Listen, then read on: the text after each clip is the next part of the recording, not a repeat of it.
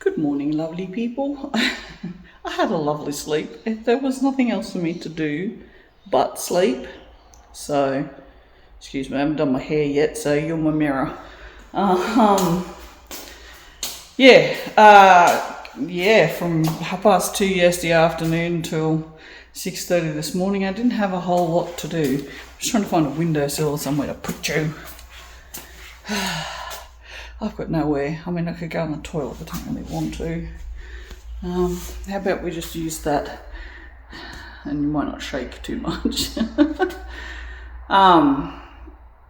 You might shake a lot, actually. I did a lot of thinking last night. I didn't have much else to do, like I said, from 2:30 to 6:30 this morning when I got up. But I mean, I did go over to Shoppo and got KFC and sat there and read for not very long. I'm not comfortable sitting and reading in public because I get too lost in books. So I'd look up every now and then and go, oh shit, that's right, I'm in a shopping centre, you know. So that didn't last. Plus my feet were really sore, so I thought I'll just come home. And because I think I've mentioned this in a video before, I think one of the triggers to my irritable bowel is eating after a long period of time on an empty stomach. So, like, for example, I had been up since, what time did I get up yesterday? 2:30 or something in the morning, and hadn't eaten or anything. Was just doing lots of organising and trying to sort out some sort of place for you to sit. I don't think it's going to work. And yet it did. Wow. So I didn't eat for 12 hours. So yeah, I had KFC. And I had a crispy burger, which, again, I was talking about Macca's yesterday. I think Macca's do a better crispy burger. But anyway, yeah, so I came home and inevitably, because I hadn't eaten for 12 hours and then had a meal on a very empty stomach, I had irritable bowel for hours and it was bad. It's one of the worst I've had. Luckily I have tablets here. If anyone has irritable bowel, I mean, there's stuff you can take, that apparently helps with it, but you've got to take that every day, and I'm just not interested in taking something every day just to, deal with something that I get occasionally. But I get these, and what they've got in them is this thing called simethicone, and they are for stomach, wind, bloating and gas. But the thing that simethicone does better than anything is that, I'm going to go, if you don't want to listen to this, TMI right now, okay?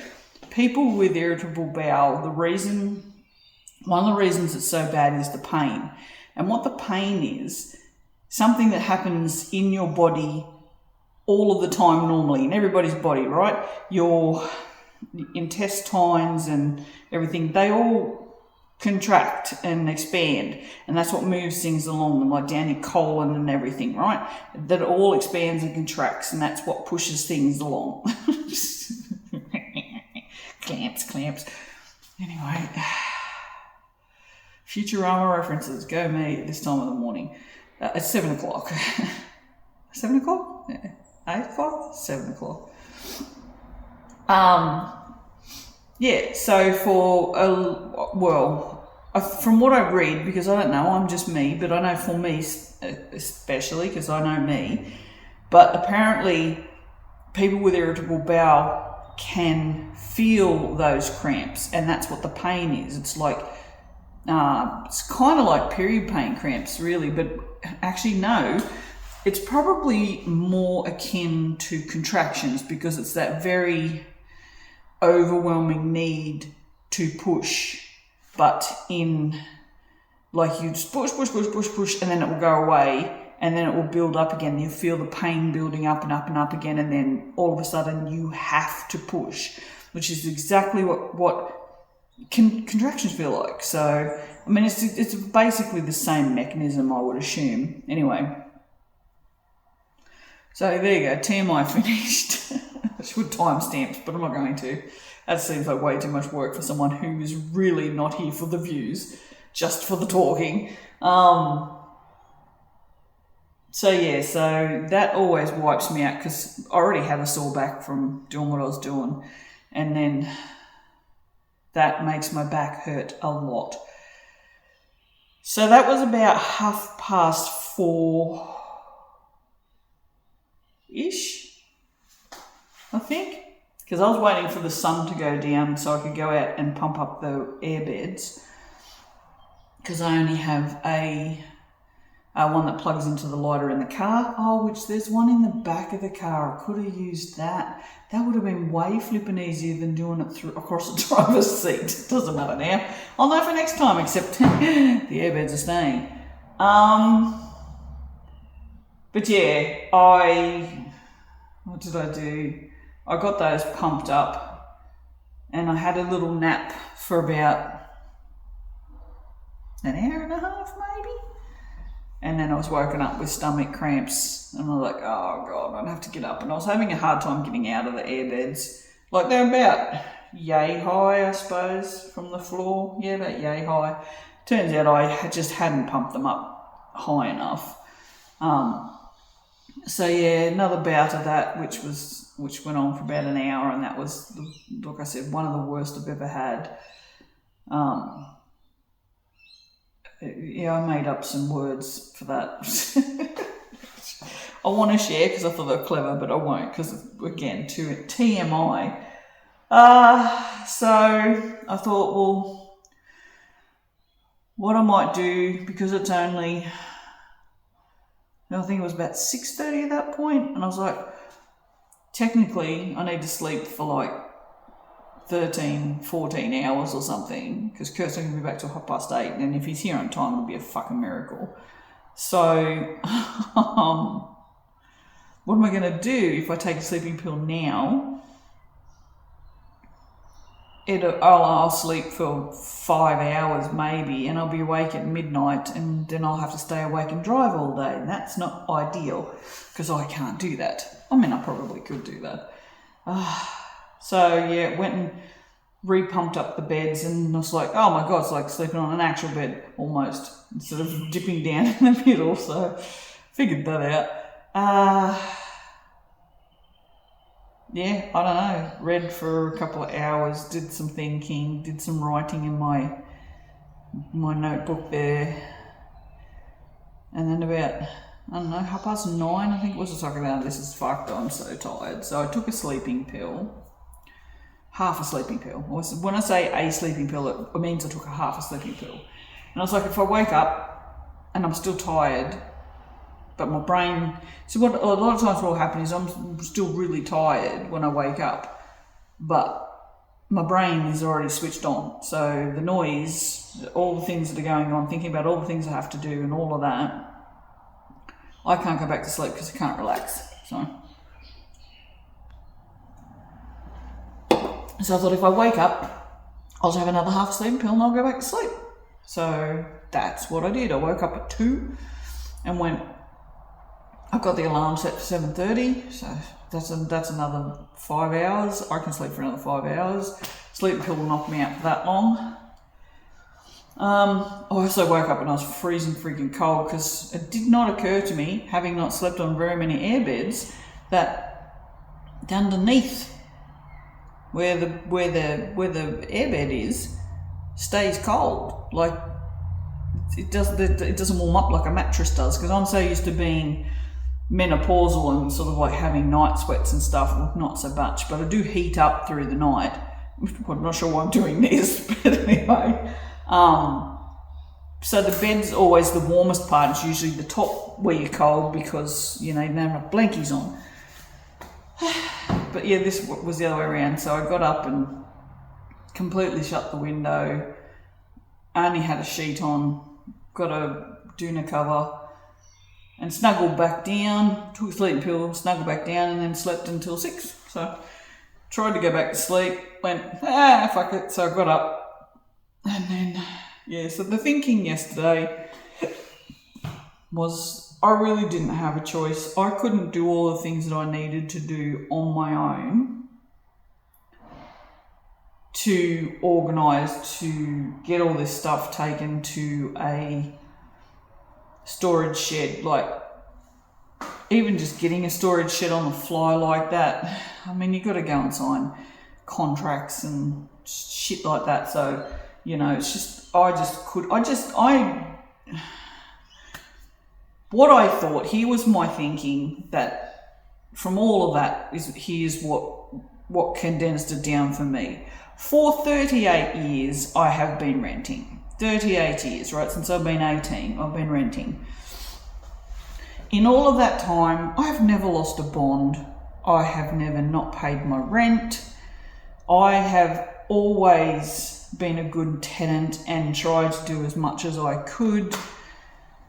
And in trying to move from Iluka to here, I saw all of that hard work that I put into being a good citizen just be absolutely fucking worthless, because I just kept getting rejected from property after property after property because of greedy friggin' landlords and real estates for I don't even know what. Like, someone who had a high-paying job getting chosen over someone like me who has never not missed their rent and always looks after a property really fucking just showed me that, you know, the system is rigged. Like, we don't all know the system is rigged anyway. Like, you know, the system is not designed for people like us to get ahead. And, you know, and I see people like Kurt and my sister just fucking do what they want, damn the consequences, and just get away with fucking everything. And yet I've tried so hard my whole life to do the right thing, and my life's still fucking miserable anyway, and it just aggravated me. And I was like, you know what? I'm just going to do the wrong fucking thing. Fuck it. Sure, the consequences will be bad, and I'll have to deal with them. I mean, losing my bond, however, I was like, who cares? I knew that they were going to take that anyway. I'm pretty sure they're going to try and blame me for the mould on the ceiling. I have plenty of videos to show that that is not my fault. She also took photos of that on a walkthrough. But anyway, I actually don't fucking care. So they can do whatever they want. There's $1,500 there. $1,500 will cover cleaning this place and getting someone in to load up a trailer load full of shit and take it to the dump. So yeah, so that was, you know, that decision. I'm like, yep, fine, I'm good with that. So that's what I'm doing. But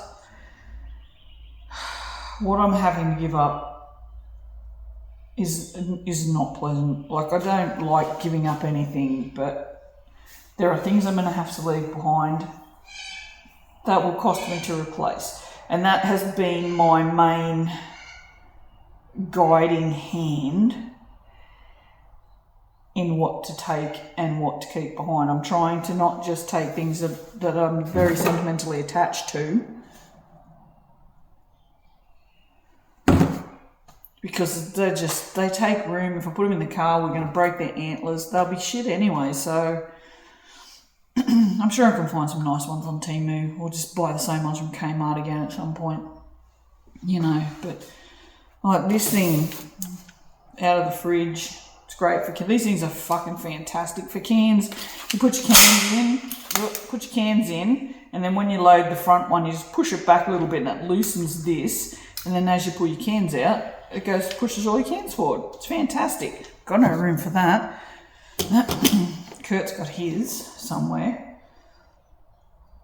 But yeah, there's just, I don't think I'm going to fit my esky, which bothers me greatly, because I use that for markets and I plan on doing markets, and that thing's going to cost me about, I don't know, $150 to replace. But in saying that, let's go for a little wandies. I'm sick of standing still because it's hurting my feet. So I have that. That's the esky that I've had literally most of my marketing journey.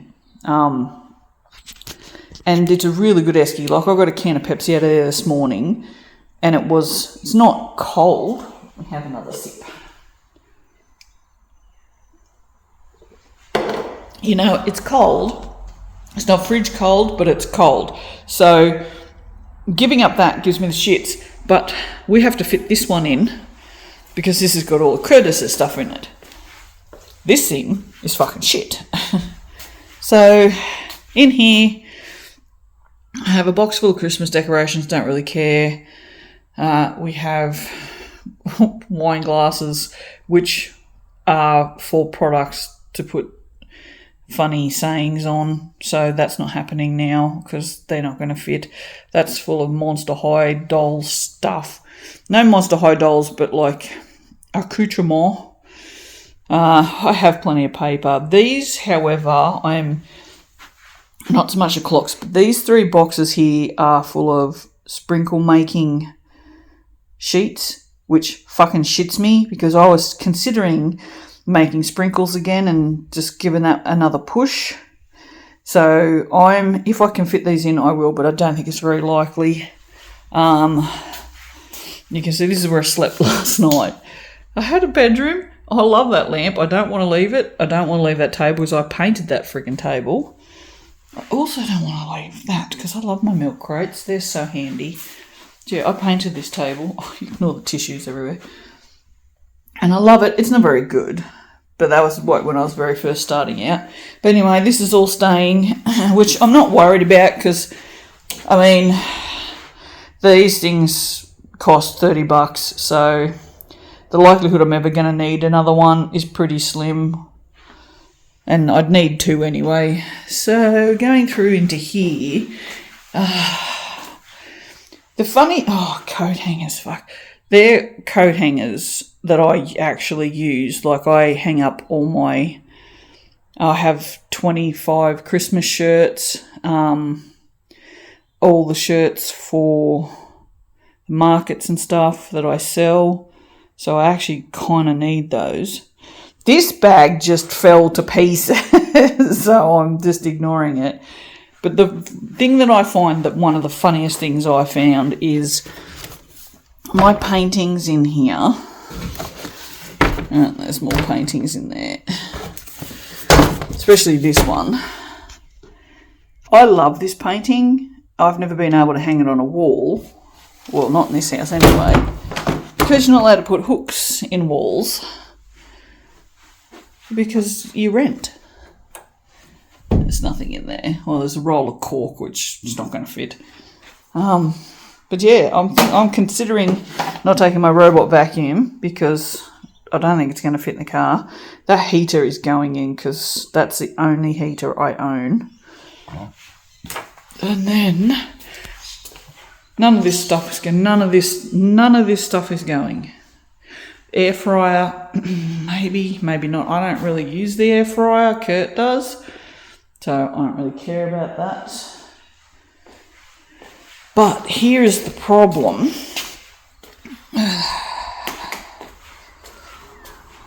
See those there are full of products, and that's full of boxes for packing orders, right? They are non-negotiable. They are going. And then we have all this stuff, which is all non-negotiable. They're non-negotiable.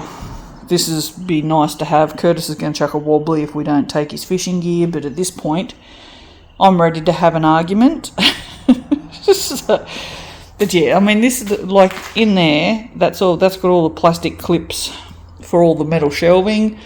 I've got all the metal shelving. If I don't take the plastic clips, can't put it together. It's pointless. Tile cutter. That's the hanger for the dryer. That's all my tools.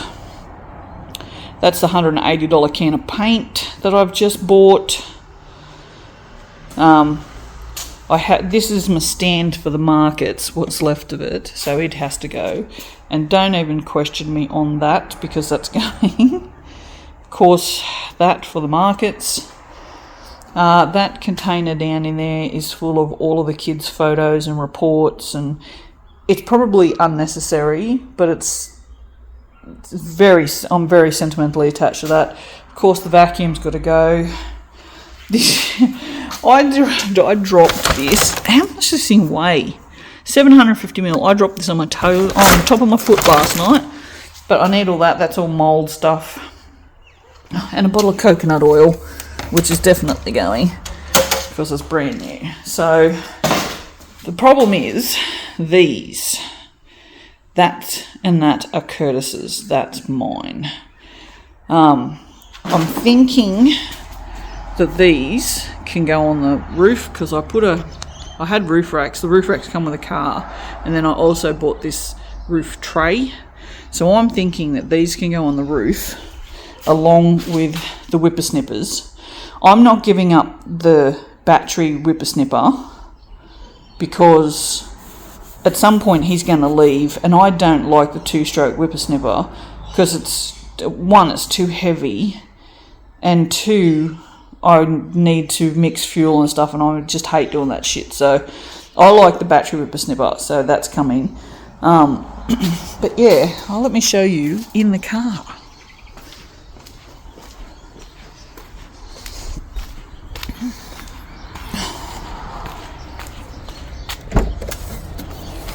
So this is the car already, and these are like absolute non-negotiables. There's the microwave, the dehydrator, my stationery stuff.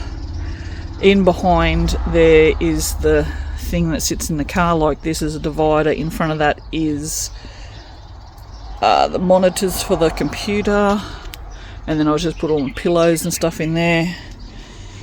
And then down behind the seats is like my PC tower and stuff, and I don't know what's on this side, but yeah. And then under here there's like a secret boot. That's Chocker's as well, of just sort of flat stuff like this. But these are the only 2 pictures I'm taking, one which is the big skull one, and the other one which is bird of paradise flowers because of me mum. So yeah, so I have to fit all of that stuff that I just showed you in the garage and in the house and whatever in this bit of space.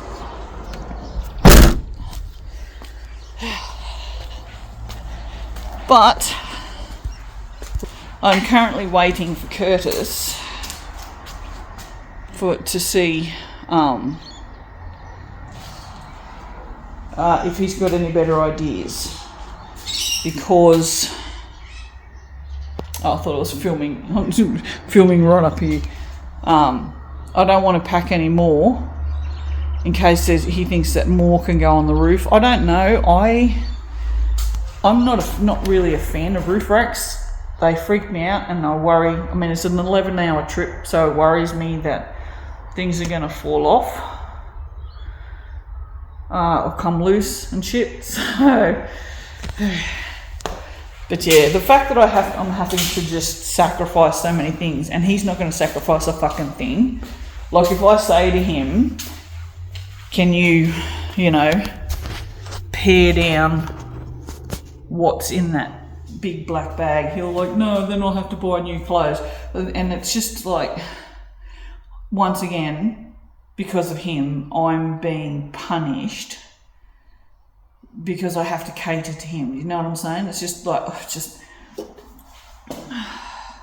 I'm really, really at wits. Monday the 20th. Let's just chant it with me. This will be uploaded after that, no doubt.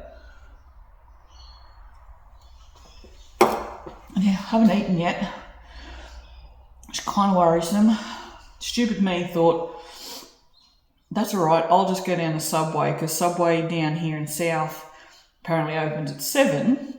But then I got into high gear probably, and just started packing the car. And then I've packed it to the point now where I've got one of my hole punches is sitting on top of the dehydrator. The dehydrator lived in the kitchen for quite some time, so it's got kind of that, like, you know how things get that kind of greasy film on the top of them, like the tops of your cupboards and stuff? Well, it's got that on it, so it has a tendency to just slide off. So I've got to go down the steep driveway and then round corners and stuff to get to Subway. I thought, if I do that, that thing's going to fucking fall off, and I couldn't be bothered. Just, it's so heavy, I don't want to take it off again, but I'm really hungry. No. So I figure it's just, I can wait till 9 o'clock. A couple of hours, 3 hours is probably before eating shouldn't be too bad. Let's hope so, because having irritable bowel in a public toilet is really, really embarrassing. And in, you know, if it kicks in about 3 hours after we leave,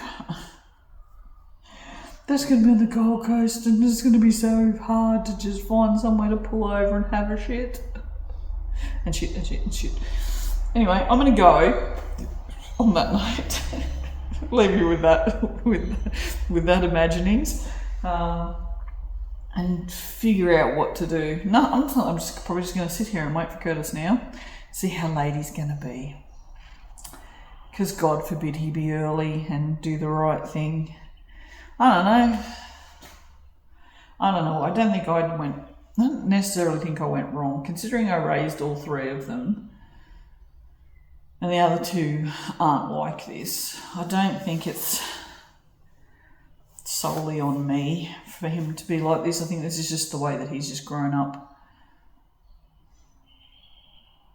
out of my influence, I guess. So, yeah. All right, I'm going to go. Shut up. Me, shut up, not you. Bye. And there we have it, folks. I've just got a message from Curtis. He's 45 minutes away. It is 8:30. He was supposed to be here at 8:30. And the little arsehole said to me yesterday, does it have to be 8:30? Can we not make it at least 9?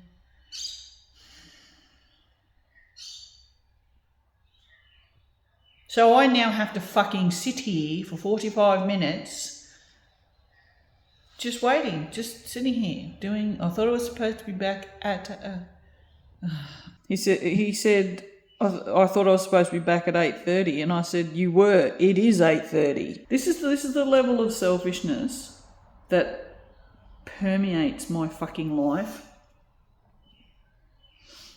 See, Brie does this a lot too, like you set a time and she will not turn up on time because clearly whatever she's doing is far more important than your time. And I think that's what it is with Curtis. It's like the selfishness. I'm so fucking angry now. And now my stomach is actually like eating itself.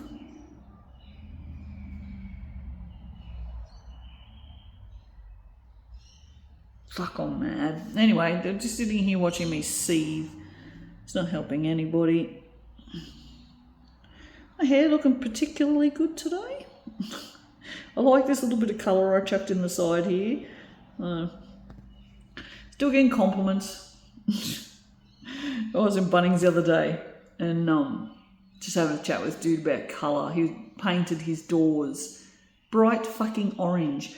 I was like, that is, I had to comment. I said, that is amazing. Everyone's so afraid of colour. I'm on like Reno groups and Queenslander homes groups, like for Queenslander homes, like the, not homes that are in Queensland, but like the specific building, the Queenslander.